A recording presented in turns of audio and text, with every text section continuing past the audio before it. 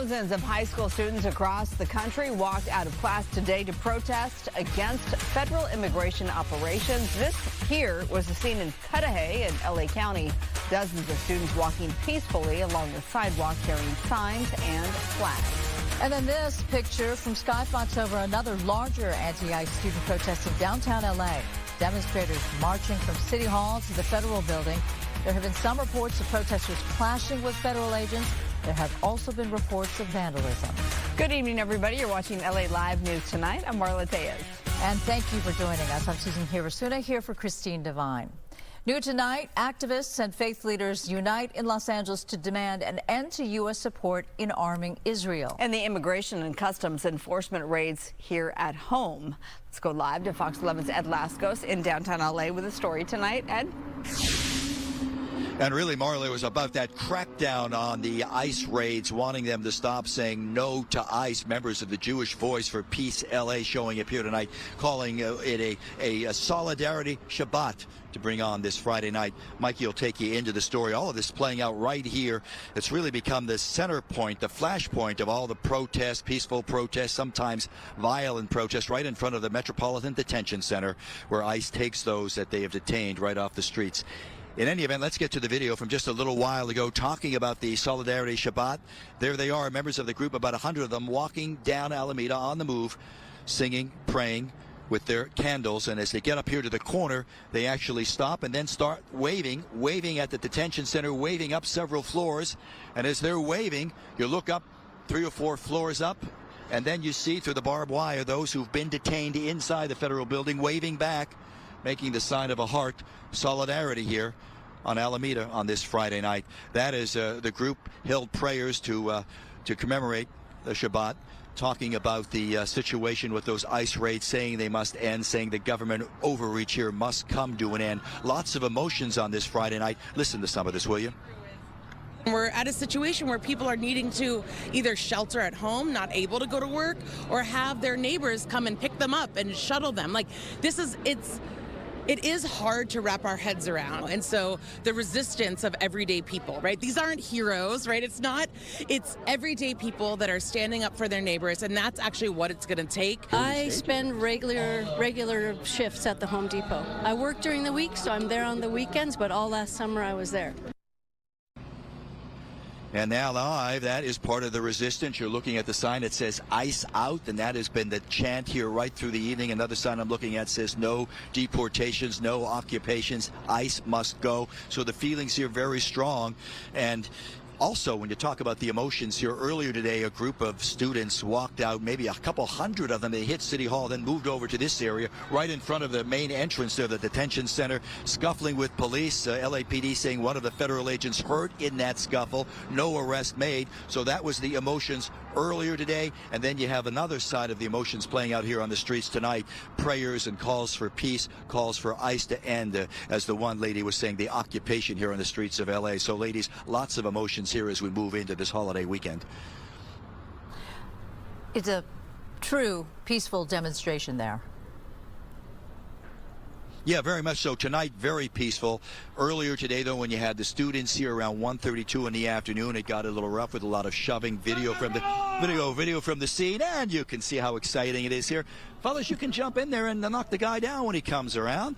This exciting place. So, ladies, I'll throw it back to you as we're here at the detention That center. was a close call, Ed. My goodness. Okay. Yeah, it's wonderful out here on the streets. Yes, glad the cyclists just moved on. Thank you so much as we take you live atop Mount Wilson on this Friday night. And we've made it to the weekend. Star Harvey, a lot of people are wanting to know if the rain is going to rain on their Valentine's Day plans. Yes, well, I got some good news for all of our Valentine's Day lovers. Lover's Day is shaping up to be quite amazing here across the West Coast. And this is mostly holding off, so the calm before the storms due to arrive for us during the next work week. As of right now, we are under dry conditions.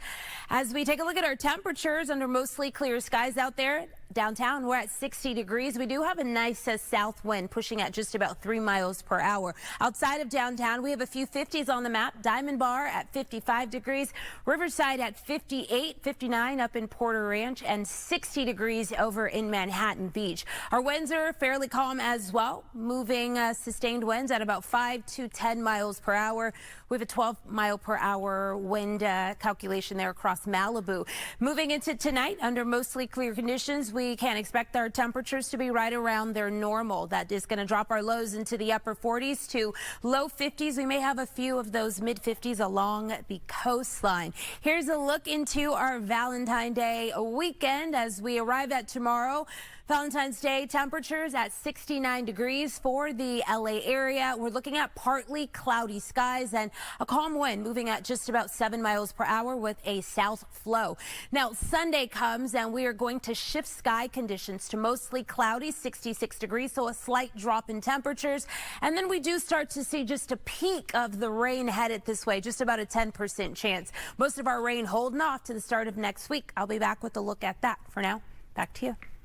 All right, Star, thank you. Local police in Arizona are denying claims of friction between their detectives and the FBI as the search for Nancy Guthrie now approaches 2 weeks since the mother of the Today host was first reported missing. Investigators have a few more details on a suspect, but they're asking for the public's help. And as far as a suspect or a possible person of interest, the Pima County Sheriff says nobody is ever eliminated. The Pima County Sheriff says the Guthrie family has fully cooperated with investigators. It's getting crazy out there with the accusations about the family. Come on, people. You can't accuse people of a horrific crime like that and not have any facts behind it. People really want to help. I get that. I really do get that. But sometimes that help is really hurtful. Now, nearly 2 weeks into the search, the FBI is sharing a description of the suspect seen in this surveillance video, describing the man as somewhere between 5'9" and 5'10". Right now, we are hearing about, and this is brand new information, so breaking news, we're hearing about a SWAT situation in Tucson. We are monitoring that right now, and we will keep you posted and updated accordingly. Developing tonight, the Nancy Guthrie kidnapping has people looking to increase their own home security. And some are turning to four-legged protection. Fox 11's Nick Garcia reports from North Hollywood. Well, security experts say just having a large and loud dog could deter an intruder. But the dogs over at Delta Canine Academy are trained to be much more than a deterrent. They're ready to attack if needed. Canine Sparrow swiftly springs into action during this demonstration, doing all he can to protect his owner, Leland Rodriguez. With my condition, paralyzed below the waist, limited hand function, little core function, safety is a huge concern of mine. Notice how Sparrow pushes the intruder away and doesn't let up until he's told. Sparrow was trained by Delta Canine Academy in North Hollywood. We go to the home invasion scenarios, we do kidnapping scenarios, we do carjacking scenarios, we do all kinds. Owner Mike Israeli says his dogs are specially trained. Most of the cases, they see a dog on the premises, they will not go in. Second, if they do choose to go in, good luck, they're not coming out. He says since the Nancy Guthrie kidnapping, more people have been looking into getting a canine. I get a lot of calls, even some people who are not ready to buy a dog, but they will ask question of, what if there was a canine, what will happen? Rodriguez says when he learned about the Guthrie case, he immediately thought of his own highly trained canine. Could have absolutely prevented that. Yeah, a big dog is very scary. As people look for ways to improve the safety of their home, a trained protection dog is an option that alerts and acts.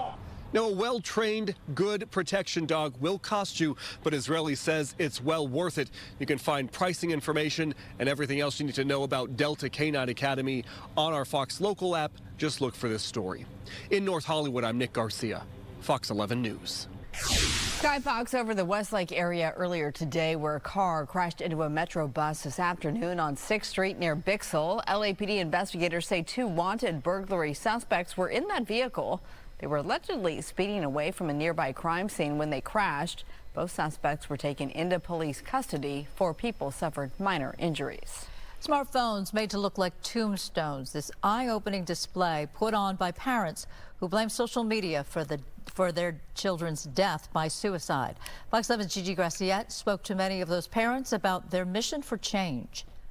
When you lose a child, it is utterly, utterly debilitating. One by one, they shared their stories through tears, through grief, through anger. And how those futures were stripped away. They are the mothers and fathers of children who have died, some by suicide.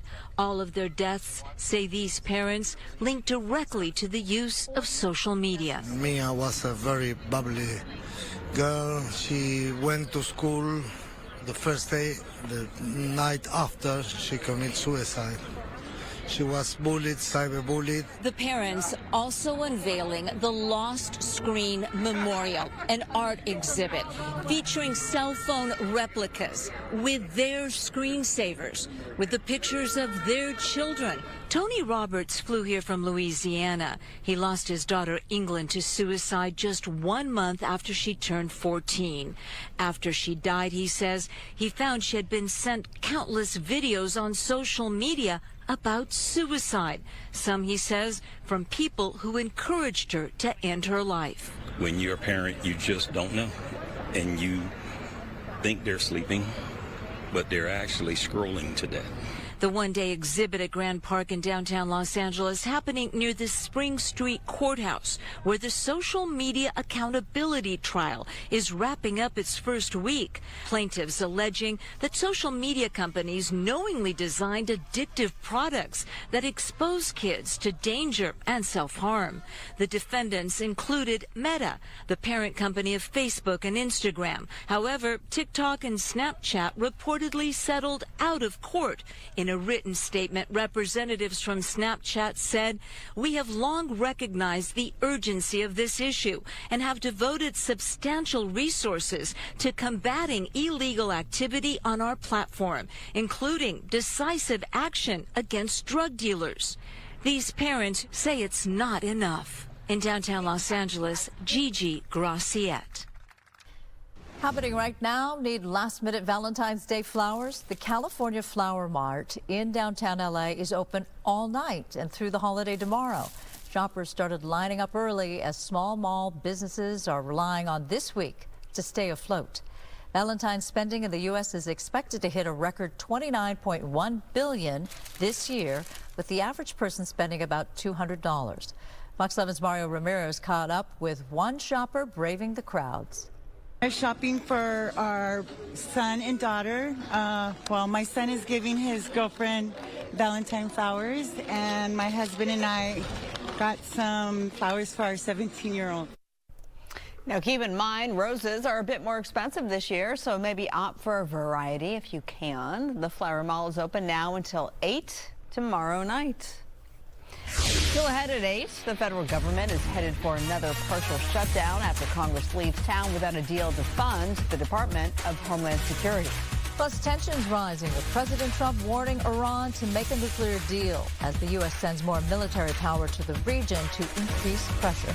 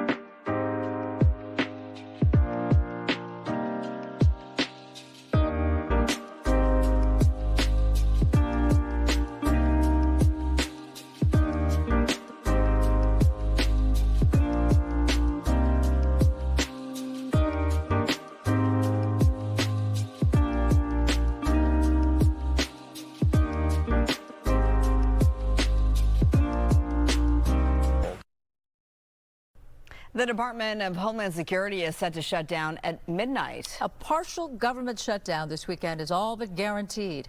Senators left town without a deal to fund DHS, a sign of how far apart Senate Democrats and the White House are on an agreement to reform ICE tactics. While most DHS employees will work without pay, some agencies like ICE and Border Protection will continue operating with prior funding. Lawmakers aren't scheduled to return until February 23rd. Inflation is continuing to cool, giving American shoppers some relief at the checkout line. New data shows prices rose just 0.2% from December to January, with annual inflation falling to 2.4%. Energy costs, including gas prices, are down over 7% from a year ago. Economists say rising real wages are also helping Americans keep pace with higher costs, fueling expectations of a possible interest rate cut next month.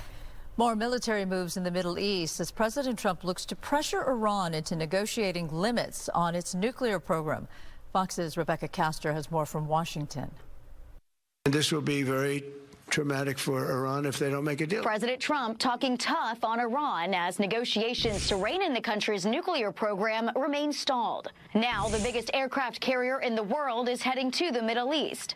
The USS Gerald R. Ford Carrier Strike Group will join the USS Abraham Lincoln, hoping to pressure Iran to get back to the bargaining table. And we'll see if we can get a deal with them, and if we can't, we'll have to go to phase two. Phase two will be very tough for them. I'm not looking for that. But it won't be easy. Iran exchanged messages with the U.S. this week, but a new round of talks hasn't yet materialized.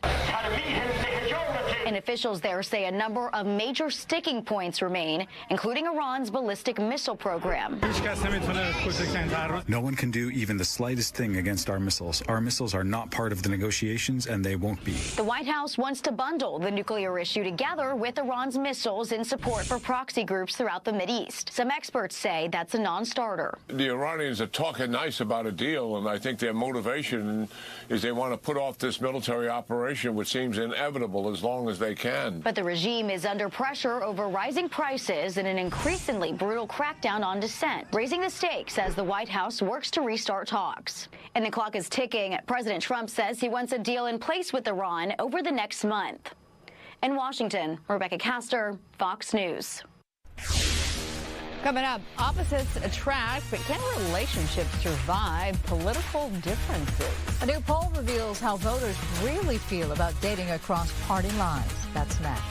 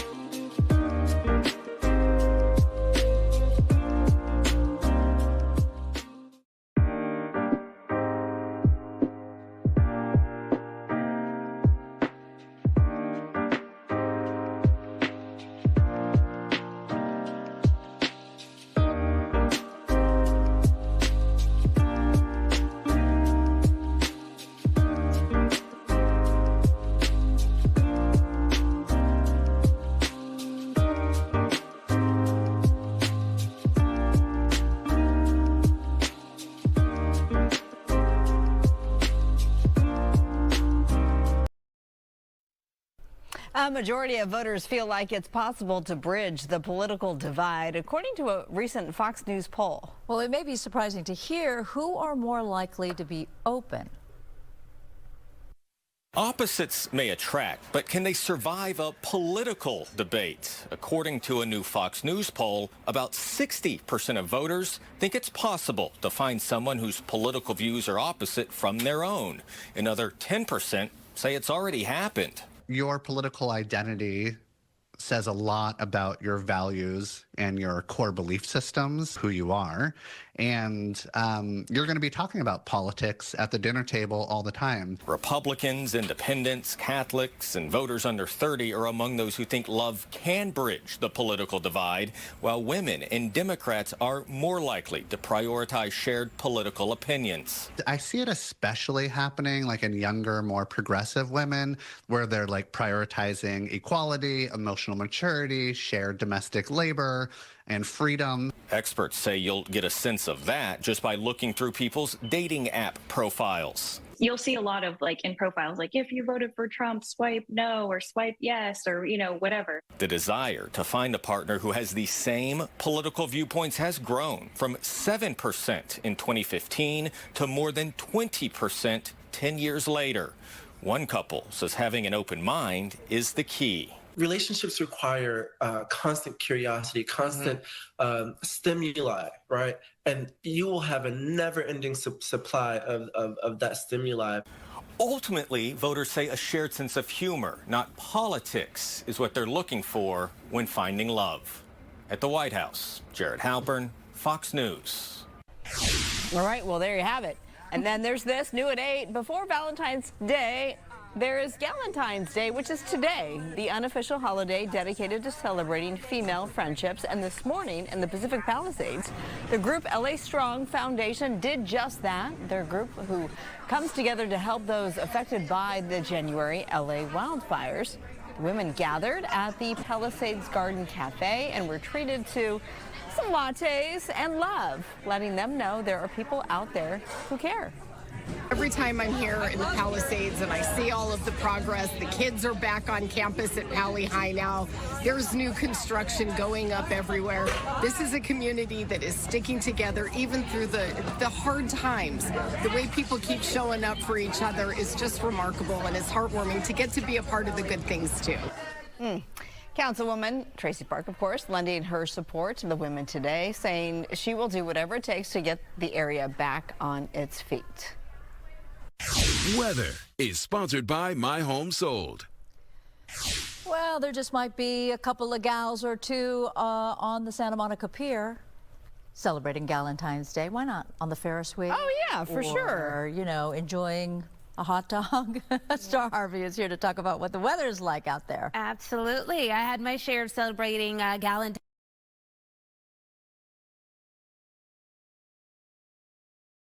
Night. We do have gorgeous conditions. If you're going to be hitting the coast or the pier, hanging out there, playing some games, getting your food on as well, just note that you may need a coat or a sweater because it will chill off. The good news is that we will remain dry until most of us arrive at next week. So just wanting to point out the fact that our big storm maker is headed this way. Again, does not arrive until the start of next week. We do have a system that did bring in some moisture that is going ahead and moving on. Let's talk about what's happening right now before we start to get to that big picture. We showed you that live view of the Santa Monica Pier. Beautiful skies out there. Well, that's what's happening across most of the area here across the LA Basin. We are under dry conditions. Now, as we do get ready to head into this week, we are tracking 2 storms that are on their way. And then we do have a third rainmaker that could possibly set up across the area. Today, we got through our Friday the 13th with not just sunny, warmer conditions than what we saw yesterday, but also a dry trend continuing. Now, as we move into tomorrow, we can expect that it is going to be pleasant for Valentine's Day. You will notice that we will have a few more clouds in place. And then as we do start to head into the late half of our weekend, so Sunday we start to see about a 10% chance of some wet weather arriving, but it's really going to be Monday through Wednesday that we start to see the bulk of that rain rain coming through. We are looking at some very high impacts. We're looking at not just the rain, but also the likelihood of some snow, some winds passing through, but also this could all lead to the potential for some flooding across the area. We're tracking about 1 to 3 inches across our coasts and our valleys. And as far as our mountains go, we're looking at accumulating anywhere from 2 to 5 inches of rainfall. And then we are talking feet on feet of snow into some of our higher elevations, especially the Sierra Nevadas. We'll be back with a look at that. Here's everything I said in an easier way to just read it. So late Sunday, we are looking at about a 10% chance of rain forming in and across the area. Monday is going to bring in some of those heaviest rainfall totals, but also possibly some of the heaviest impacts. As we move into Tuesday, our secondary system arrives, and we are expecting that will linger into our Wednesday. And as far as Thursday goes, we are still tracking to see models are pretty much a little bit all over the place. So we're still trying to see if that last storm system is going to make its way across the area. As far as our temperatures go, if you do have those Valentine Day plans across the LA area, note that our temperatures coming in the upper 60s to low 70s. We arrive at Sunday and then into next week, and we start to see that cooling trend arrive as our rainmaker also arrives. Back to you. Still ahead, a new report is highlighting certain neighborhoods in LA County that are most vulnerable to ICE activity. Plus, the stars are out tonight for the NBA Celebrity Game. We will take you to the festivities next.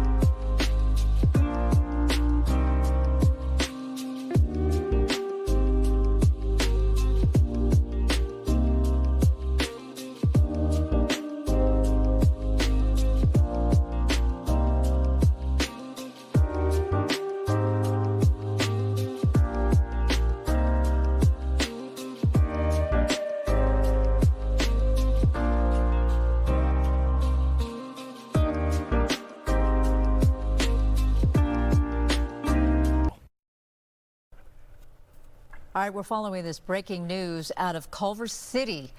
Skyfox live over the Westfield Culver City Mall. Police saying someone has been shot in front of the Macy's. The scene very active, as you can see. Not sure if the whole mall has been shut down or just partially. No word on the condition of the person shot or how many suspects police are looking for. Pretty scary situation on a Friday night, and we'll continue to gather information and bring it to you as the information comes in. Marla? A new report from Los Angeles County is highlighting which neighborhoods are most vulnerable to ICE raids. Fox 11's Rachel Aragon has the story. Since last summer, LA County has been at the epicenter of ICE raids and federal immigration enforcement. But this week, a new report highlighting areas within the LA County most vulnerable to immigration enforcement activity. Towards the top of that list is the city of Bell. You see them all the time right here, up and down right here. People are like, you know what I mean? Terrorizing people.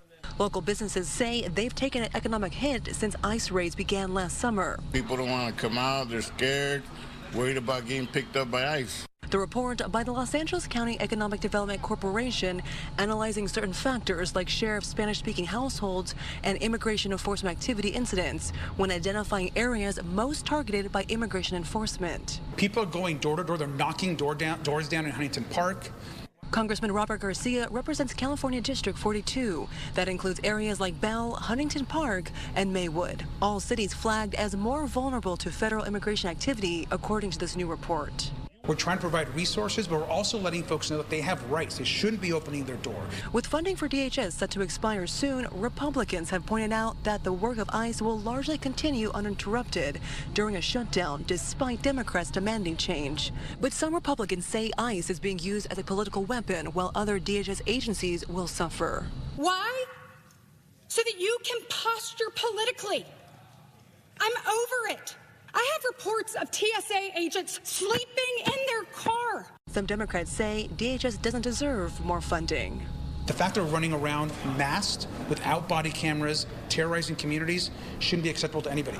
And according to that report, areas at the top of the list of most vulnerable to ICE activity includes neighborhoods in the San Fernando Valley, places like North Hills and Mission Hills. Reporting in Bell, Rachel Aragon, Fox 11 News.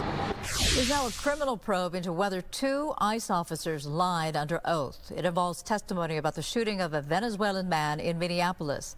Today, ICE Director Todd Lyons said new video revealed the officers appeared to have made untruthful statements. On January 14th, Julio Cesar Sosa Celes was shot in the leg during an encounter with immigration officers. Within hours, DHS made a post claiming its officer was being ambushed and attacked by men with a shovel or broomstick. Today, the charges against 2 men were dropped. 2 LA council members are pushing to get the lights back on across parts of the west side. Tracy Park and Katie Yaroslavsky announced a plan to dedicate $500,000 to repair hundreds of broken streetlights, many damaged by copper wire theft. City leaders say dark streets have become a growing public safety concern, with outages increasing crime risks and traffic hazards. A huge weekend for basketball fans. The NBA All-Star Weekend is underway at Inuit Dome in Inglewood ahead of Sunday's All-Star Game. Today is the celebrity game, and Fox 11's Laura Diaz is there, where we saw a lot of familiar faces on the celebrity teams. We got to have fun, but got to be focused. So my whole philosophy is flow and focus. Flow and focus. The wrap-up to the All-Star Celebrity Game at the Kia Forum would have had any celebrity fan green with envy. Yep, the carpet was green. But these were seasoned celebrities like actor and comedian Keegan-Michael Key and Canadian Olympic runner Andre DeGrasse, who went to SC and showed us the famous school pride sign of his alma mater. Yeah, I'm just happy to be here. Fight on. One of the celebrity coaches at the game was the great Dodgers shortstop Mookie Betts, who maintained a chill pregame attitude. A lot's been going on out here in the last couple years, and so it's good that we get this opportunity to just show love to LA. The NBA All-Star Celebrity Game was a lively competition at the Kia Forum. It kicks off the weekend as celebrities got a chance to show off their basketball skills. In the end, Team Giannis, coached by former league MVP and NBA champ Giannis, won 65-48 over Team Anthony. But as celebrities told us on the red carpet, this game was about more than winning. It was a vibe.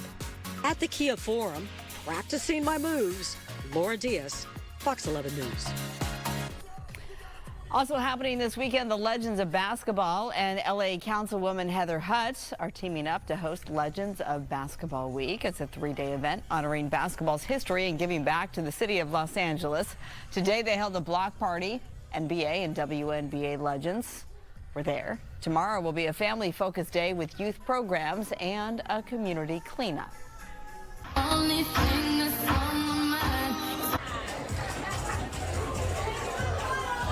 Paul is still making a difference here in the community. Today, the Chris Paul Foundation Rack Room Shoes and Shoes That Fit joined forces to give away 300 pairs of shoes and backpacks to children at Bunch Middle School in Compton. Paul talked about giving back. Man, this means everything. You know, getting a chance to come over here and see these kids, my Chris Paul Family Foundation, and a lot of the work that we do are with kids, because kids are unapologetically themselves at all times. And so to be here with them and to be able to give these kids some shoes or whatnot is really cool and special. Data show that 1 in 7 children in the U.S. live in low-income families where essentials are often unaffordable. Researchers say providing something as basic as new shoes can boost a child's confidence, school attendance, and performance. And moments after this, he announced his retirement. Yep, we missed it by that much. I know. Congratulations to quite the career, CP3. All right, we have this breaking news. This is a live picture from Tucson, Arizona right now. You can see flashing lights, obviously somewhere behind the camera. This is where a whole lot of police activity is going on right now. Multiple law enforcement agencies have blocked off a neighborhood in the Oro Valley area. This is about 1.5 miles away from Nancy Guthrie's home. As we've been reporting, the FBI has doubled the reward amount. It is now $100,000. This is for information leading to Nancy Guthrie's return. And obviously the camera's on the ground here, so we're seeing another perhaps law enforcement vehicle pull up to this active scene. Again, this is in Tucson, Arizona right now. We're almost 2 weeks into the search. The FBI sharing a very limited description of the suspect. This is based on the Nest camera video that we have of that man, that masked armed man at Nancy Guthrie's front door. That limited description is that this is a man somewhere between 5'9" and 5'10", with a medium build. Obviously, we'll keep a watch on this situation in Tucson and update you accordingly. Interesting development. All right, coming up, spring training is here and just in time for Dodgers fans to relive last year's historic Tokyo series on the big screen. I had a conversation with filmmaker Jason Sturman about Homecoming, the Tokyo series, the new documentary capturing the global spotlight on the LA Dodgers. As we lean into next week, we are looking at a couple of storm systems arriving across the West Coast. I'll have details on that, but also what's in store for you Valentine Day weekend on the other side of this break.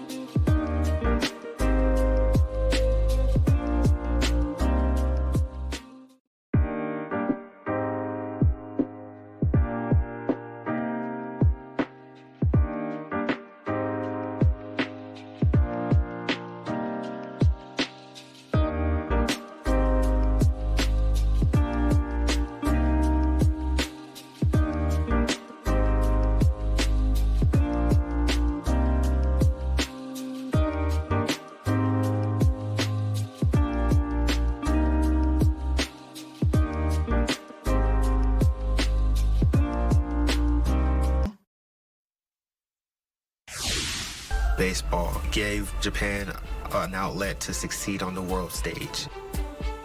That gave a kid a reason to think that I can be on that field one day. Love this. Spring training is upon us, and what better way to get into the baseball mood than a movie about last year's Tokyo series featuring our LA Dodgers. Emmy Award-winning filmmaker Jason Sterman, most recently acclaimed for his work on the hit show The Bear, is the director and producer of Homecoming, the Tokyo series, which opens nationwide the 23rd. Jason joins us now. Baseball in Japan, speaking as a fourth-generation Japanese American, is different than here. There's a passion, and then there's like sort of a, you know, it can get kind of kooky. Did you see that? For sure. I think that's the thing that stands out the most. Like, the game is the same, but the way that people approach it, both on the field and in the stands, is unique. And so there's this interesting thing about like baseball bringing all these people together. What inspired you to want to do this in the first place? The interesting thing is being in Los Angeles and being a Dodgers fan, having the opportunity of, I think, watching especially players like Shohei Ohtani on a nightly basis and seeing the way that those players approach the game. There's something that stands out that's really interesting. There's a respect that they have for the game, but also their opponents and the umpire. There's plenty of times where you'll see, like, Ohtani always will tip his hat to the opposing manager. And that just kind of beg the question, where did these guys come from? And we got lucky enough that last year Major League Baseball had opening day with the Dodgers and the Cubs in Tokyo, and so that presented kind of an entry point to go explore that question and find the answer. Right. You know, I remember when he came back to Los Angeles from the Tokyo series, and I'm talking about Ohtani, and he mentioned why it was so important and why it was so special for him to play as a Dodger, but in his home country. Did you have a conversation with, does this documentary include conversations with the Japanese players? The benefit is that, like, we take an approach very voyeuristically, right? Like, we film as they are going through the process of playing the games. What it allowed us to do, quite honestly, is open up our lens a little bit wider and go discover the stories of the people who live and breathe baseball on a daily basis in Japan, to really get to that root of that question of what is it that molds these players before we ever get to see them when they come here. But to your question also, it's the Ohtani factor of like being able to play in front of those fans. There's a national pride standpoint, and so they obviously rooted for Ohtani when he was playing in the Nippon League, but then, you know, he leaves Japan and he represents them almost in the same way that we as Americans watch the people who leave and go perform for us in the Olympics, right? Like, on a nightly basis, he's representing that country. So for him coming home, that was a big step, not only for him, but obviously for the fans. What's the one thing you learned you'd say would be the biggest surprise? The biggest surprise for me, quite honestly, is seeing the way that Little League is approached in Japan. They basically treat it as a tradition of teaching the rituals, but also the game that expands beyond just the field. It's really trying to have people be better members of society. Like, they use baseball for that. I was going to say, because the sportsmanship that Ohtani and Sasaki that they show, and Yamamoto, it is a different level.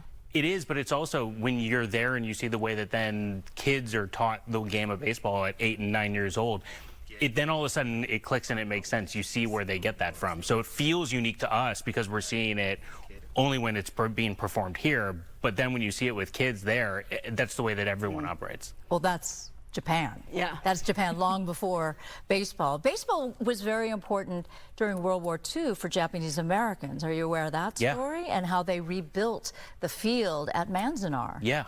And the thing that's interesting also is that, like, you have this one sport that is not inherently Japanese. It's a national pastime of the United States. But Japan has then taken that and made it their own, and it feels like it's this unifying factor through this game that is a common language.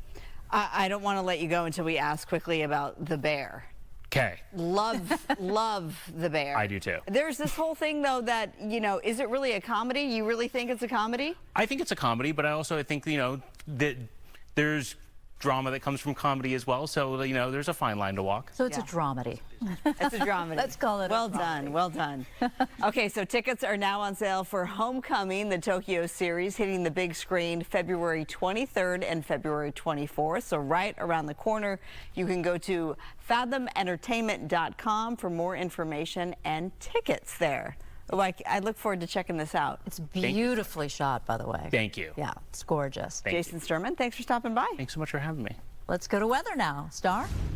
Yes, as we prepare for this weekend, we do have dry conditions across the board for the most part. Sunday, we are looking about a 10% chance of some rain rolling in ahead of the big storm makers next week.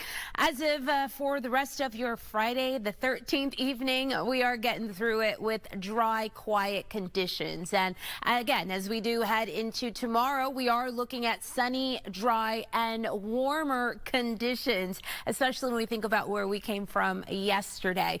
As we move into next week, we are looking at those storms for us arriving on President's Day and through most of next week. Some of those threats or impacts that we are tracking is not just the rain. We are also looking at some wind, some mountain snow. Some of those levels could be dropping down to about 2,500 feet to 3,000 feet. And then we are also looking at the chance for some thunderstorms populating across the area as well. A reminder that later in the day on Sunday, we could again see about a 10% chance of some rain forming across the area for some of us. The bulk of our rain is due to arrive for us on Monday. Now, Monday is the first storm system, potentially the most powerful. And then as we move into Tuesday, we are looking at that storm system sliding in from the north, bringing impacts across most of the state of California. In fact, a lot of the West Coast is going to be impacted by the system moving through.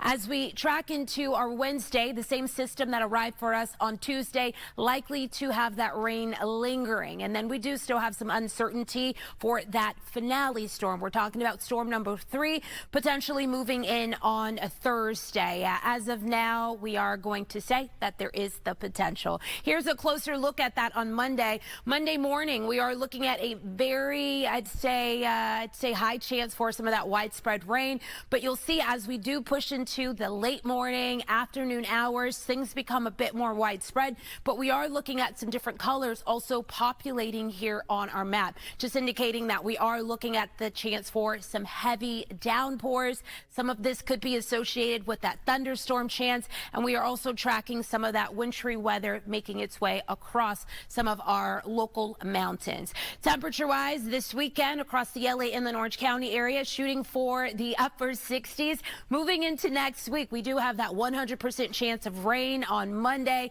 dropping those chances down on Tuesday, and you'll see as we do progress through the rest of our week, rain chances coming along with us, but becoming lighter and lighter each day. Temperatures also will be on the cooler side by the middle of this week. We'll be right back after this break.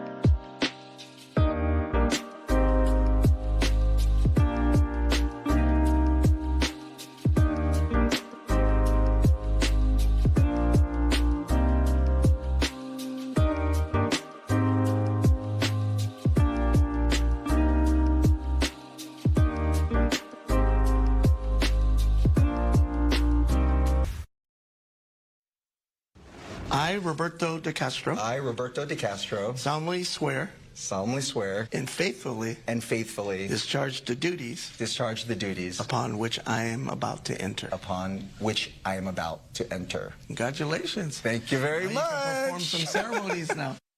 Fox 11 is in full-blown Valentine's Day mode, specifically Good Day LA's Bob DeCastro. He was in Orange County this morning, got deputized by the county clerk, and got straight to work on marrying couples who wanted to say I do ahead of Valentine's Day.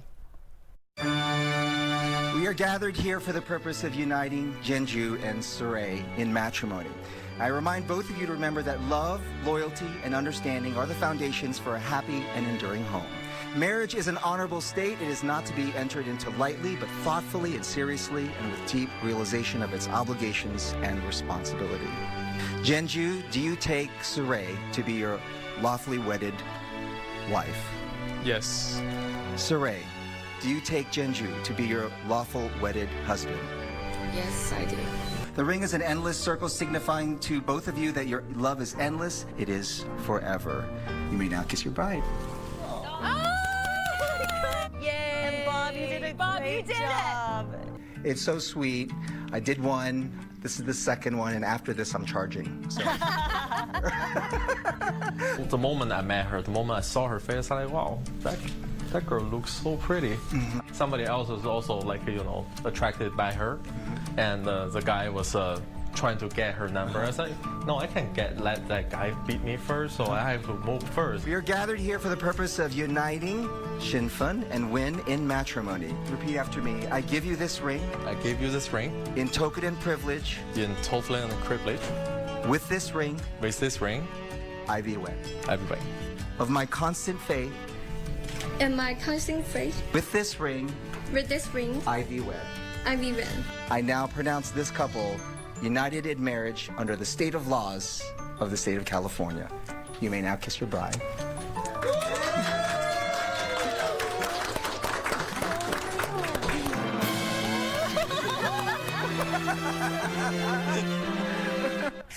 Oh, we love it. Congratulations to the newlyweds and Bobby D.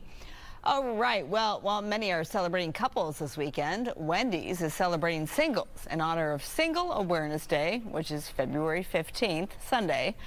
Wendy's customers can get a discounted cheeseburger to get the $1 Dave single deal. Customers have to purchase on Wendy's.com or through the Wendy's app. So $1 for a cheeseburger at Wendy's if you want to save some. You want to be all alone and eat your cheeseburger. Hey, celebrate your singleness. You can eat it alone. You can eat it with some friends. Another single. Another single. You never know. Maybe that'll bring you together. Maybe you'll meet somebody at Wendy's. There you go. That's what they're hoping. All right. Well, don't go anywhere as yet. We're not done. LA Live News Tonight continues at 9 o'clock. We're following breaking news out of Culver City and Tucson, Arizona. A police activity near Nancy Guthrie's home. The details at 9. Stay with us.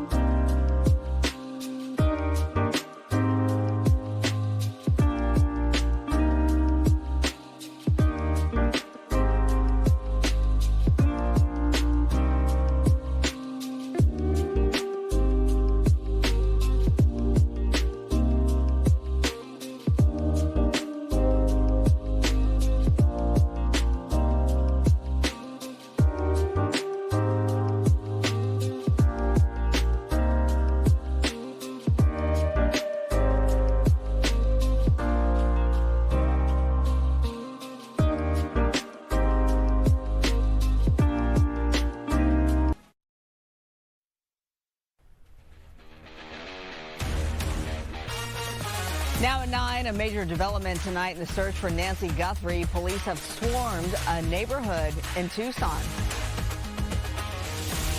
This is Ed Lascos tonight live downtown. A big march here, candlelight march calling for an end to ICE, and it all goes down right in front of the Metropolitan Detention Center. Stand by for that. Pretty quiet and mostly dry through our Valentine Day weekend, but we do have some wet weather arriving for us at the start of next week. I'll have all of those details and more coming up. Well, good evening, everybody. You are watching LA Live News tonight. I'm Marla Tejas, and we do begin with that breaking news. There's an active police situation happening right now in Tucson, Arizona. We want to take you there live. This is a live look. You can see Pima County Sheriff's deputies, that vehicle on scene, the red cones up. Sources say this is connected to the case of missing Nancy Guthrie, of course, the mother of Today Show host Savannah Guthrie. This is all unfolding about 2 miles from Nancy's home. Multiple law enforcement agencies have blocked off an entire neighborhood. This is in the Oro Valley area. The reward, as we have been telling you, it has been up to $100,000 for information leading to Guthrie's return. And we are just about 2 weeks into the search, and the FBI is now sharing a really limited description of the suspect. This is based on the Nest Cam video of the masked and armed man seen on the Nest Cam video at Nancy Guthrie's front door. So that description is very simple. It's just that it's a man somewhere between 5'9" and 5'10" with a medium build. So obviously this is of note, this police activity about 2 miles from Nancy Guthrie's home. Live pictures right now. We will stay on top of this and update you as soon as we get some new information. And new tonight, the Guthrie kidnapping has people looking to increase their own home security, and some are turning to four-legged protection. Fox 11's Nick Garcia reports from North Hollywood. Well, security experts say just having a large and loud dog could deter an intruder. But the dogs over at Delta Canine Academy are trained to be much more than a deterrent. They're ready to attack if needed. Canine Sparrow swiftly springs into action during this demonstration, doing all he can to protect his owner, Leland Rodriguez. With my condition, paralyzed below the waist, limited hand function, little core function, safety is a huge concern of mine. Notice how Sparrow pushes the intruder away and doesn't let up until he's told. Yeah! Sparrow was trained by Delta Canine Academy in North Hollywood. We go to the home invasion scenarios, we do kidnapping scenarios, we do carjacking scenarios, we do all kinds. Owner Mike Israeli says his dogs are specially trained. Most of the cases, they see a dog on the premises, they will not go in. Second, if they do choose to go in, good luck, they're not coming out. He says since the Nancy Guthrie kidnapping, more people have been looking into getting a canine. I get a lot of calls, even some people who are not ready to buy a dog, but they will ask question of, what if there was a canine, what will happen? Rodriguez says when he learned about the Guthrie case, he immediately thought of his own highly trained canine. Could have absolutely prevented that. Yeah, a big dog is very scary. As people look for ways to improve the safety of their home, a trained protection dog is an option that alerts and acts. Now, a well-trained, good protection dog will cost you, but Israeli says it's well worth it. You can find pricing information and everything else you need to know about Delta Canine Academy on our Fox Local app. Just look for this story. In North Hollywood, I'm Nick Garcia, Fox 11 News. Developing tonight, just 2 days after Attorney General Pam Bondi's comments about crime in Culver City, a man is shot near Macy's at Westfield Culver City Mall. This is video from the Citizen app, and we have Sky Fox up and over the scene live right now. So you can see it's still very much an active scene with the flashing lights down below in this parking lot structure right near the Culver City Mall outside the Macy's. Right now, very little information is known about the man's condition. All that we can report at this point is a man has been shot outside of the Macy's there in Culver City. If you're familiar with this, you can see this right off the 405. If you're heading southbound, it's on the left-hand side of the 405. So obviously unclear how this is impacting the mall itself. Now that we're past 9 o'clock, the mall, I would imagine, would be closed. Nonetheless, it's an active scene, and we will keep a watch. And as mentioned, this comes just after this heated exchange. Tonight, we are getting a response from the Justice Department about Bondi's fiery testimony on Capitol Hill in which she targeted Culver City. Now, the moment came when local Congresswoman Sidney Kamlager-Dove was questioning Bondi about the Epstein files. Kamlager-Dove's district does include Culver City. Well, the DOJ spokesperson writes, quote, "The Attorney General was hoping to discuss crime in Congresswoman Kamlager-Dove's district, including an August 2025 case in which DOJ prosecutors federally charged a former Culver City government employee for coercing a 7-year-old into creating child sexual abuse material. The Congresswoman unfortunately showed no interest in discussing public safety in and around her district, where the DOJ also recently charged 11 people with operating a minor sex trafficking ring on the Figueroa corridor. Now, Culver City officials tell us overall crime is down. New tonight, activists and faith leaders unite in Los Angeles to demand an end to U.S. support in arming Israel and the immigration and customs enforcement raids here at home. Let's go live to Fox 11's Ed Lascos in downtown L.A. with the story. It's quiet now, but that was not the case earlier today, Ed. Yes, earlier today we had the student protest, hundreds of them coming up, mixing it up with federal officers. One of the federal agents, we're told, hurt in all of that scuffle. At this hour, though, it is quiet after what was called a Solidarity Shabbat. Members of the Jewish Voice for Peace LA out here with their candles, marching in the very spot where the detainees are being held by federal agents. Watch.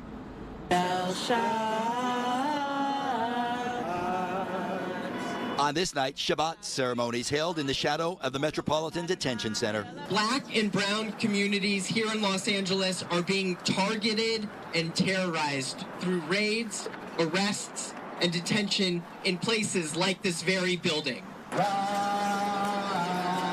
They are on the move, marching down Alameda, singing and waving up to those detained inside, who are now waving back.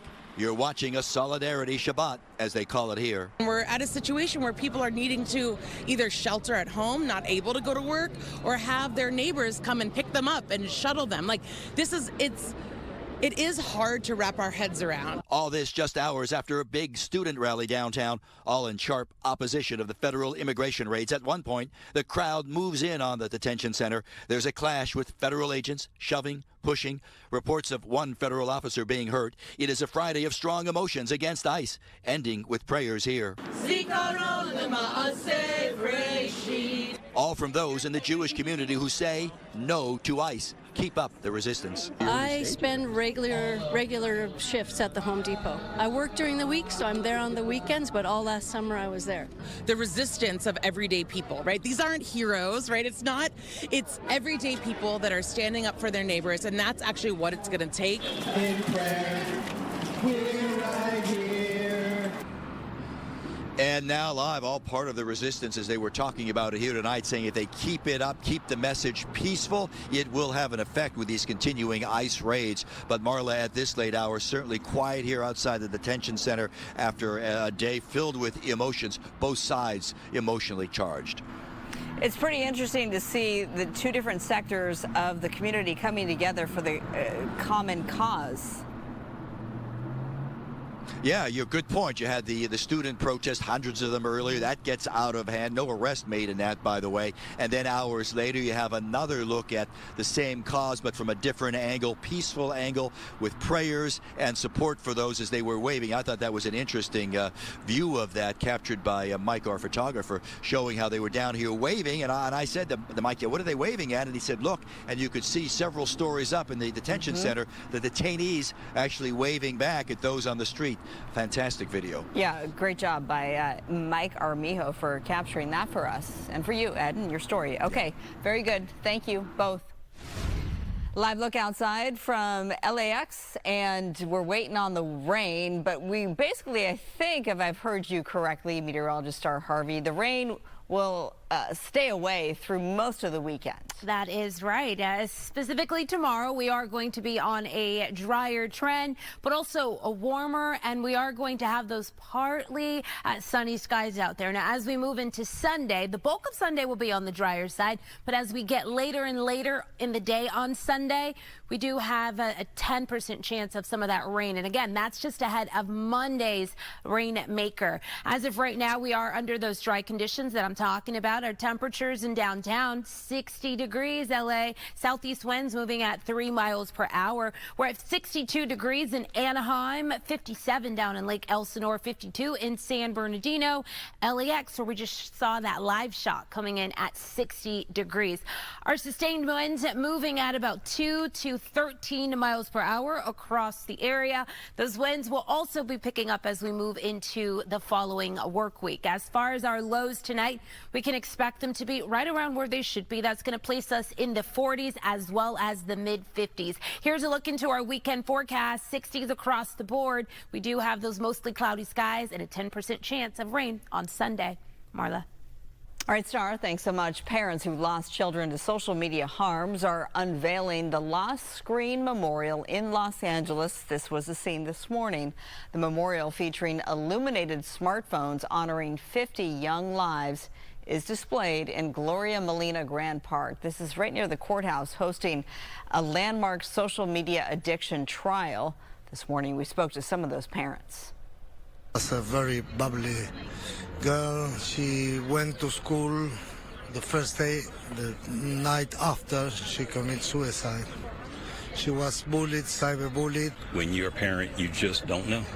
And you think they're sleeping, but they're actually scrolling to death. The groundbreaking jury trial aims to hold social media giants accountable for youth mental health issues. The case accuses companies like Meta and YouTube of designing addictive platforms that expose kids to harm. TikTok and Snapchat reportedly settled before the trial began.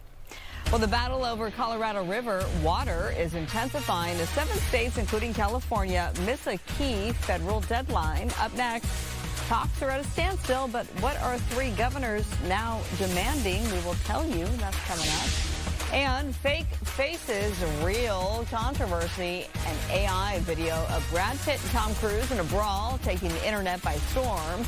Why are Hollywood unions sounding the alarm?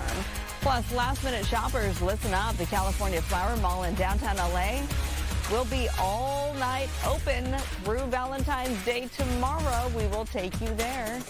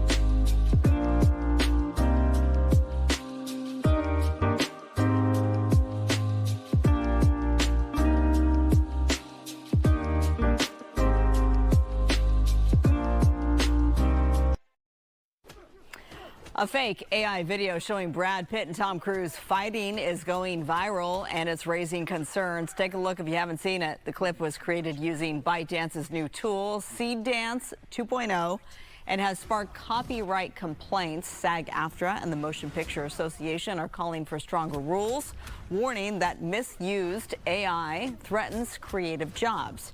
In a statement, the labor union says in part, the infringement includes the unauthorized use of our members' voices and likenesses. This is unacceptable and undercuts the ability of human talent to earn a livelihood. Dance 2.0 disregards law, ethics, industry standards, and basic principles of consent.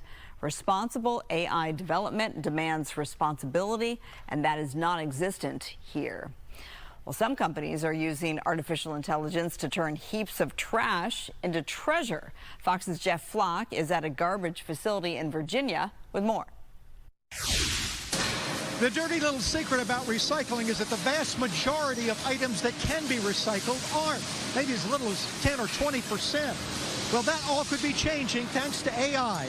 We are at a transfer facility here in Portsmouth, Virginia, where, as perhaps you see, this is where trash comes in, and this is trash coming from communities that have curbside recycling.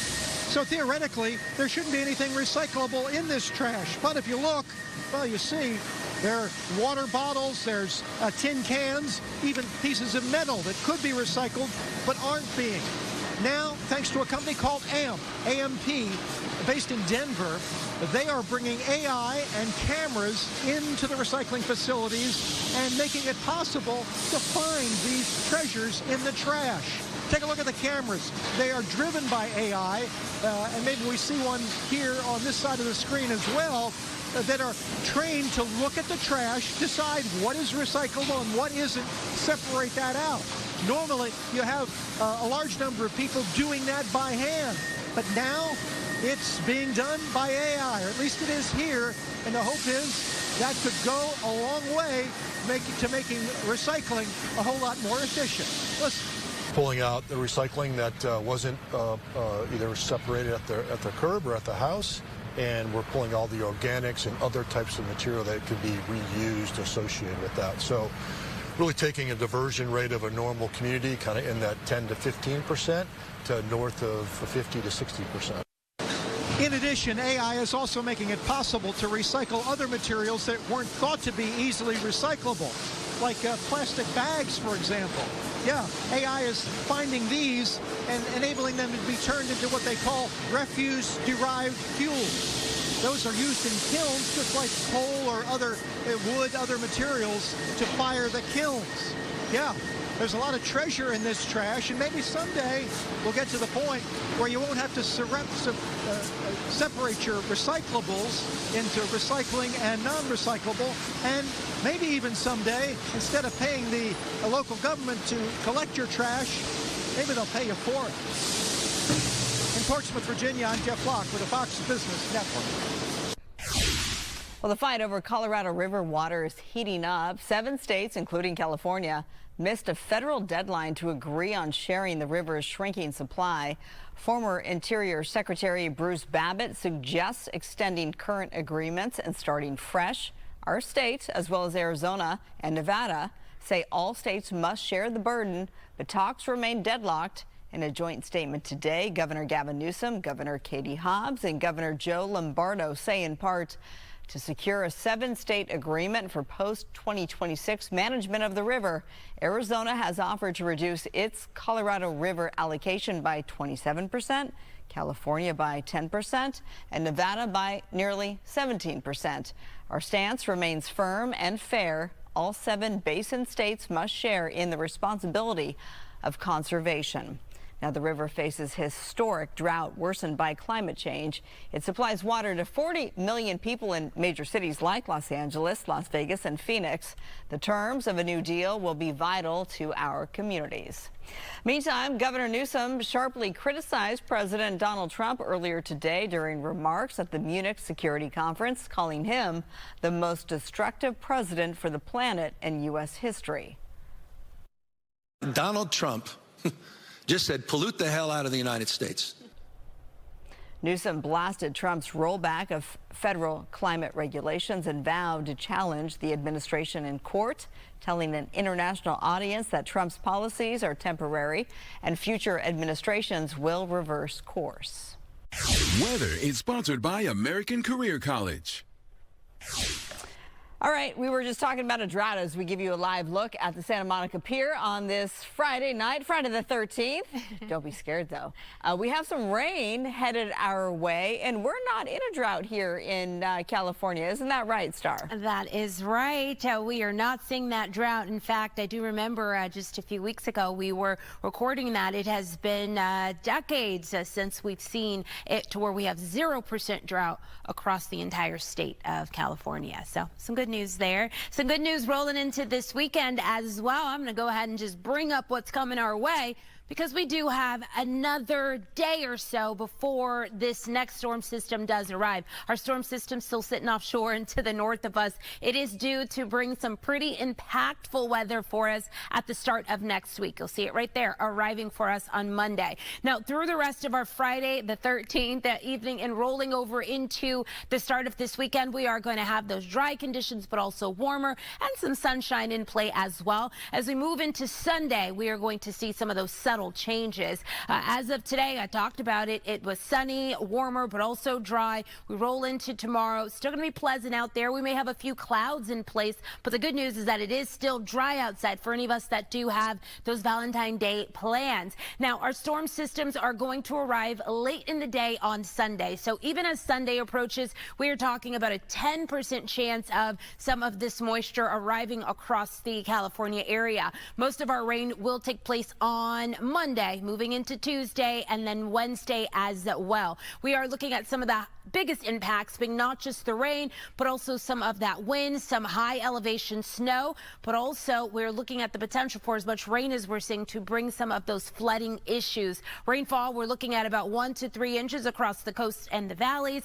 And then as far as our mountains, we could see 2 to 5 inches of rainfall. And we're also coupling that with the chance for seeing some of this snow. So the Sierra Nevadas could see several feet, but even our local mountains like the San Bernardino Mountains, but also across the Big Bear Mountains, we are talking a couple of feet as well. Now here's a look at that into an easier to understand model here. Sunday, that 10% chance. Monday, we are really getting into this rain. We are talking the heaviest and also the most impactful systems rolling through the area. Now Tuesday, this is going to be a new storm that is going to move through the area, and that likely to linger into our Wednesday. So we'll see those chances drop down to about 40%. And then as Thursday rolls around, we are looking at the potential for a third storm. But again, we are still tracking to see if that is actually going to happen for us. Temperature-wise, we'll be in the mid to upper 60s for this weekend. As the storm systems arrive next week,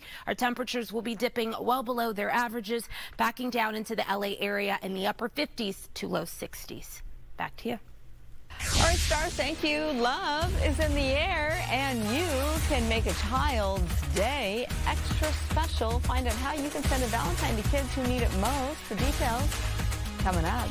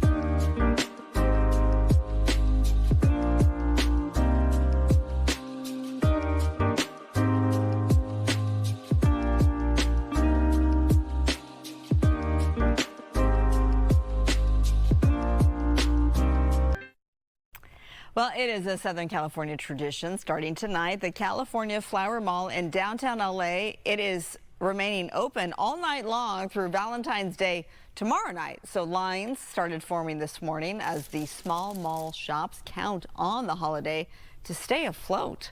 Valentine's spending in the U.S. is expected to hit a record $29.1 billion this year, with the average person spending about $200. Fox 11's Mario Ramirez spoke with one shopper. I'm shopping for our son and daughter. Well, my son is giving his girlfriend Valentine flowers, and my husband and I got some flowers for our 17-year-old.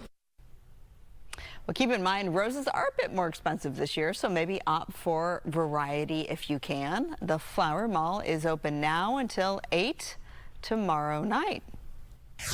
Okay, I love this story. Children's Hospital Los Angeles is spreading love this Valentine's Day. Former Dodger Justin Turner and his wife Courtney, they delivered almost 50,000 Valentine's cards from the community to patients, along with balloons, goodie bags, and even a game of catch with a young fan. Oh, I love it. You can send your own card at chla.org/Valentine. Each one raises $1 for the hospital. This is all thanks to Porto's Bakery. Well, thanks to the Turners for all that they do for the community and for the kids. It makes such a difference. Still ahead, ICE activity targeting vulnerable neighborhoods. Still ahead, we're breaking down the new report naming the LA communities most at risk. Plus, the NBA All-Star Weekend is in full swing at the Intuit Dome in Inglewood. Tonight, the celebrity game takes center stage. We will tell you which big names walk the green carpet.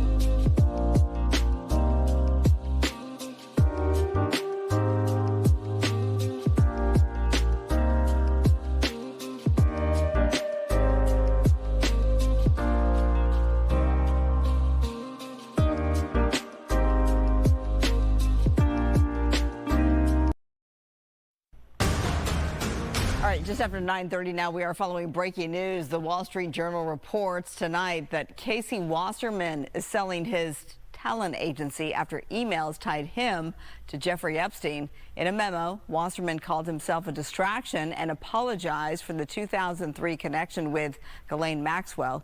He denies any personal or business ties to Epstein. Wasserman, who also chairs the 2028 LA Olympics, will remain in that role.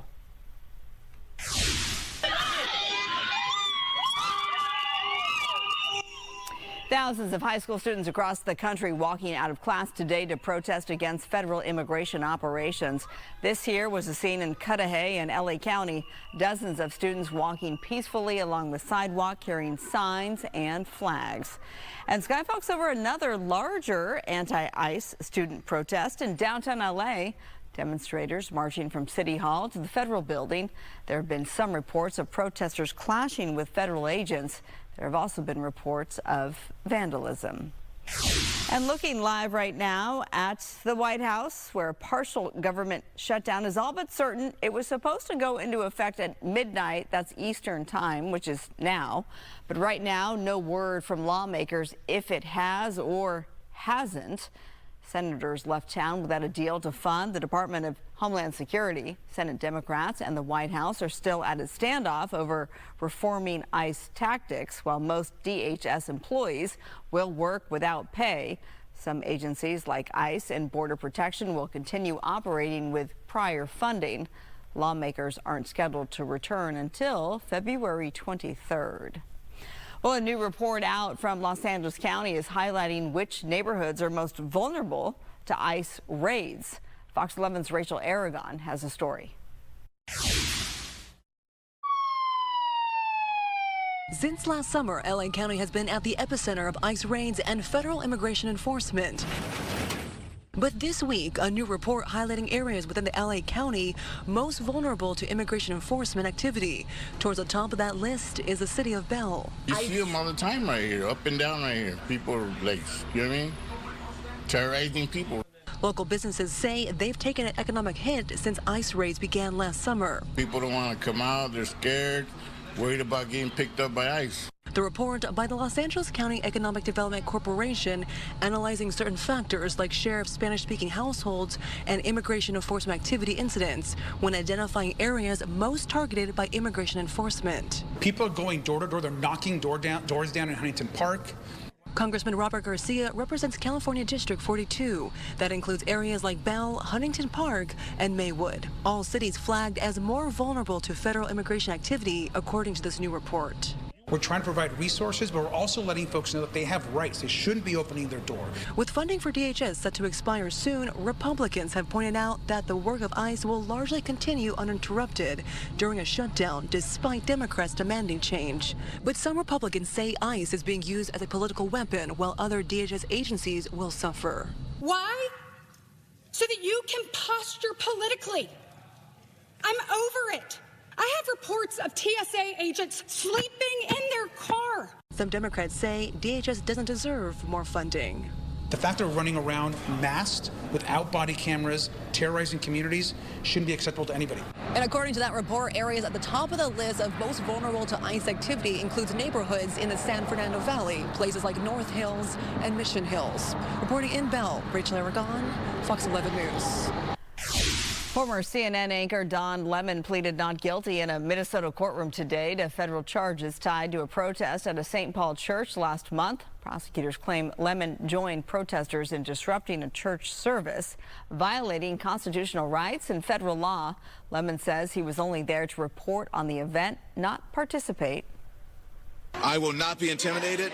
I will not back down. I will fight these baseless charges, and I will not be silenced. Lemon says he was at the church to cover the protest as a journalist.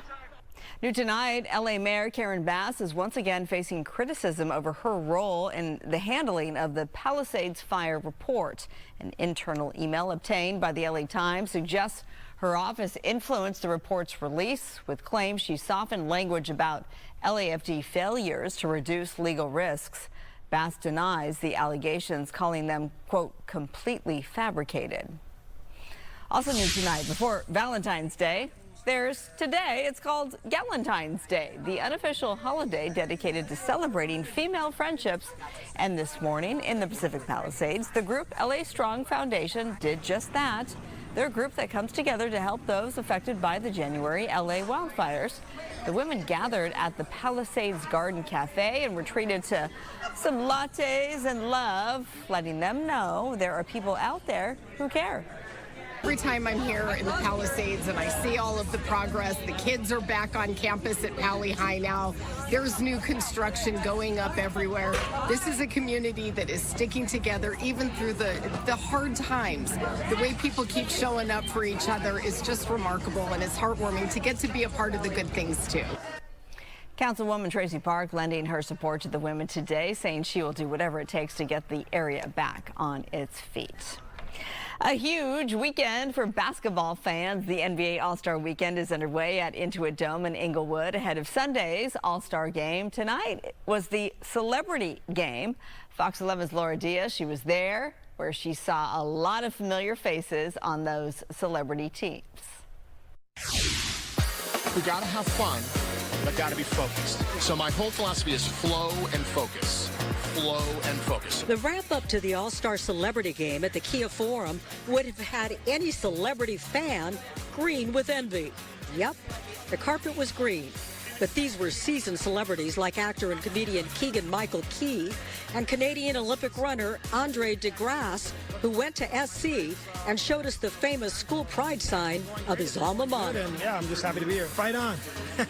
One of the celebrity coaches at the game was the great Dodgers shortstop Mookie Betts, who maintained a chill pregame attitude. A lot's been going on out here in the last couple years, and so it's good that we get this opportunity to just show love to LA. The NBA All-Star Celebrity Game was a lively competition at the Kia Forum. It kicks off the weekend as celebrities got a chance to show off their basketball skills. In the end, Team Giannis, coached by former league MVP and NBA champ Giannis, won 65-48 over Team Anthony. But as celebrities told us on the red carpet, this game was about more than winning. It was a vibe. At the Kia Forum, practicing my moves, Laura Diaz, Fox 11 News. All right, Laura, thank you. Love, Mystery, and a Masquerade Ball. Up next, Bridgerton Season 4 is bringing it all. A closer look at the newest trailer for the second part of the season. And still to come, a classic tale gets a sizzling makeover. Margot Robbie and Jacob Elordi bring the heat in Wuthering Heights. Movie critic Ray Drake is here to tell us if it's worth your money. As we head into next week, we are tracking a very impactful storm system due to bring in the chance for some powerful storms as early as Monday. I'll have those details coming up after this break.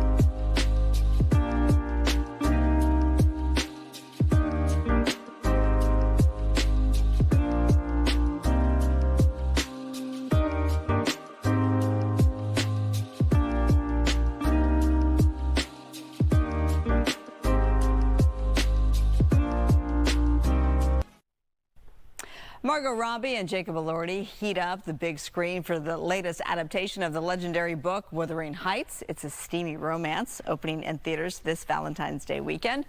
What does CBR.com movie critic Ray Drake think of the movie? She joined us at 6. Welcome to you. It's getting hot in here, huh? That's right. I need a fainting couch. Is that where you were feeling in the theater? Yeah. So here's the thing. To my recollection, which is a long time ago, Wuthering Heights is actually not terribly steamy as a book. It's not all that sexy. It's not. And right. so Emerald Fennell, the director, has really made this way hotter than it was. So the on-cam chemistry between these two? On fire. On fire. Yes, and they're both beautiful. They're surrounded by a beautiful supporting cast, incredible sets, wonderful costumes. So it's hard to dislike the movie. I just found that nobody was terribly mean in it, which is kind of Wuthering Heights thing. All these characters are awful people. So it sort of loses its meaning? Little bit. Okay. And it's not quite steamy enough to feel like 50 Shades of Grey, and I guess maybe that's what I was thinking it would be. Right. And so I don't think audiences are going to be disappointed as long as they're not wanting like a line-by-line adaptation, because she put Wuthering Heights in quotes for a reason. Oh. This is an adaptation if ever I've seen one. Just go see pretty people and sparkly things and actual wallpaper that was created using Margot Robbie's actual skin. The way that it looks, they scanned it and turned it into a wall. Oh, really? Oh, yeah. It's wild. And I didn't realize it was actually in quotes. It is. Very much so in quotes. Okay, So. good to know. We love her reviews. This next one, I do like the title. I think it's kind of funny. Good luck, have fun, don't die. Yeah. I can never remember how to say it. I trip up on my words. You did perfectly. Well, that's thanks to the teleprompter. Go ahead. We salute you. And it is such an unbelievably fresh, incredible concept.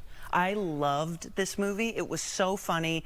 Mostly thanks to Sam Rockwell, who's playing this time traveler who comes into a Norm's Diner in Los Angeles. Oh. And he says, everybody stop. There's the perfect combination of diners in this restaurant that are going to save the planet from a horrible AI future. So it's sort of virtual reality-esque? Totally. Okay. And it's really dark comedy. You can't believe the things they make fun of so well in the film. I was laughing and then I felt bad about laughing. Fantastic cast, like great. Michael Pena from Ant-Man. Oh, yes. Oh, the list goes on. Go see this movie and support it. Or totally original concept. I could have sworn it'd be based off something, but it came straight out of the screenwriter's mind. You don't get a lot of originality these days, so kudos to that. Crime 101 in theaters as well, because all these movies are in theaters this weekend. Yeah. So there's plenty to choose from. Now, this is Chris Hemsworth, and he's playing a very nice thief. And he is going up against Mark Ruffalo, his Avengers co-star, who is a very, very shrewd detective. And there's Halle Berry. Now, this is the part that's a little unbelievable. She is suffering from ageism in her workplace. Oh, yeah. What? Yeah. I mean, if Halle Berry is suffering from it, then the world has a problem, and we are all done for. Yeah. So it kind of lost me a little bit with that. I thought that this one was slightly predictable, but such a good cast that it elevated it a lot. There are surprises in this one. There's plenty of action, and the 101 in the title is reference to our famous highway. Oh, 101. The 101. Correct. Yes, and I am going to read the book now, because the book shows based on a book. The movie showed promise. Okay. All right. Very good. Good luck. Have fun. Don't die this weekend. Thank you to Ray Drake. For more entertainment news, check out CBR.com. Well, sunny skies are back in Mammoth Lakes after 18 inches of snow fell over the past 3 days. More snowfall is expected this week, so if you're planning a trip, be sure to prepare for winter travel and check road conditions before you head there. And that leads us to meteorologist Harvey. It makes for such a beautiful scene, doesn't it? Yes, it is. I think for anyone that does enjoy not just the beautiful scenes, but also those winter sports, right? For anyone that wants to head up to the resorts and enjoy all of that snow, we do have a lot of it coming down, not just across the Sierra Nevadas, but also across some of our local mountains as well. We are under dry conditions right now. Let's go ahead and get to all of the wet but also wintry weather headed our way. Sunny, dry, and warm through tomorrow. Those storms are expected to arrive for us as we move into Monday, which is President's Day, and should stick around through most of next week. We're not just talking rain and snow. We're also talking some of those winds to come through. Could be pretty powerful, and then also the chance for some thunderstorms. So first rainmaker is arriving for us on Monday, which means the Sunday before this weekend, we could see about a 10% chance of rain. As we move into Monday, that's going to be the biggest impacts, the biggest storm moving through, and then our second storm coming through on Tuesday. This system due to impact most of California. In fact, those systems moving through on Tuesday should produce some of that wet weather that will likely linger into our Wednesday. We are potentially looking at storm number 3 on Thursday, but again, as we draw closer, we'll be able to specify that. As of Monday, here's a look at what the morning time's looking like. We do have pretty widespread activity, but as we move into the second half of Monday, things get even more widespread, and we're talking the potential for some pretty heavy downpours. And where we have these storms set up at, we could potentially see some of that thunderstorm activity embedded in there. So here's a look at some of our rainfall expected across the coast and the valleys. We are looking at anywhere from 1 to 3 inches being possible. Our mountains rainfall amounts expected to accumulate anywhere from 3 to 5 inches. And just as we had Marla mention earlier about some of that snow and how gorgeous it is going to be, here's a look at what we're talking about. Across the Sierra Nevadas, we do not just see the pinks and the purples. We are also looking at the whites and the grays here. This model indicating that we could see as much as 6 to 7 feet of that snow. And then, of course, let's talk about locally. What are we looking at? Take a look at those colors across Wrightwood, but also Big Bear. We are looking at more than 2 feet of that snow that is going to accumulate as we do get those multiple storm systems coming through next week. As for LA and the Orange County area, enjoy the dry conditions tomorrow. Sunshine and yes, some clouds in play as well. 60s for us on the temperature side. Dropping down into Sunday, but not much, just by a few degrees. And there's that 10% chance of rain arriving just ahead of the big rainmaker on Monday. Those rain chances are in the forecast at least through Thursday before we arrive at the end of the week. And we are looking for things to dry out across most of the area. Our valleys are shooting for highs tomorrow in the 70s. By Sunday, we'll be dropping down into the 60s. And of course, here's a look at those mountains. 54 degrees for tomorrow, 49 for Sunday. And then by the time that rain and snow arrives, your temperatures during the afternoon will see the 30s. So pretty spectacular event headed this way. Marla.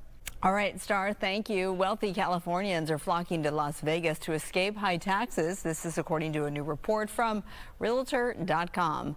With California considering a new wealth tax, many high-income residents are eyeing Nevada for its lack of state income tax and more affordable housing. By late 2025, almost 25% of Las Vegas home searches on Realtor.com came from Los Angeles. California's median home prices far exceed Las Vegas's, making the move financially appealing. Governor Gavin Newsom opposes the tax, warning it could drive more residents out. Well, 37 reasons. Coming up, The Simpsons is making history with its 800th episode. We speak to the voice of Bart about her very first audition.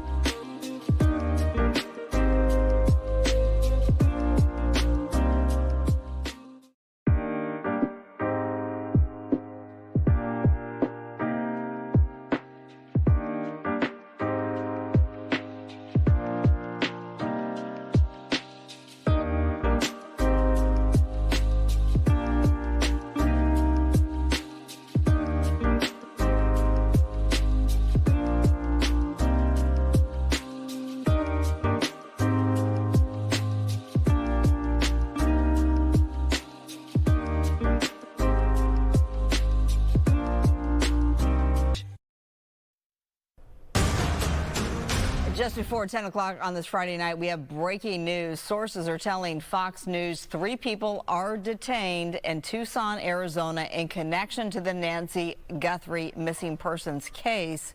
This is a live picture from the scene. You can see FBI agents huddled outside this vehicle here.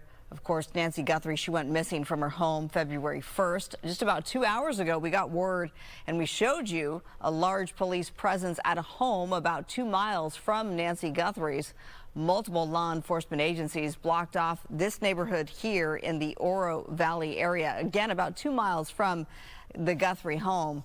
Right now, the reward is $100,000 for information leading to Nancy Guthrie's return. And now we are almost 2 weeks into the search. The FBI sharing a really limited description of the suspect, describing the man only as somewhere between 5'9" and 5'10" with the medium build. We'll follow up. Being your mistress is the last thing I would ever want. How else am I to be with a woman society has made it impossible for me to be with? You must be brave. You cannot let fear stop you from letting your heart speak. Exciting news for fans of the hit Netflix show Bridgerton. The trailer out today for season 4, part 2. It hits the streamer February 26th. After 37 seasons, The Simpsons hits a milestone few others have ever reached. Its 800th episode. Today, Nancy Cartwright, a.k.a. the voice of Bart, joined Good Day LA. What was the voice over under that you would be part of this global animated sensation for this long, Nancy? Wow. I don't know. I think I scored. I definitely feel like I scored with this. I had gone into audition for Lisa Simpson, but Bart, the audition was there, and it was me and Matt Groening, and I said, I like the boy. I want to do the kid. Is that okay? Yeah, no problem. Blah, blah, blah, blah, blah. You're hired on the spot. The 800th episode airs this Sunday on Fox 11 at 8 p.m. That does it for us on this Friday night. Thank you for being with us. Our 10 p.m. newscast is just minutes away on Fox 11 with Susan Harris tonight. Have a great weekend.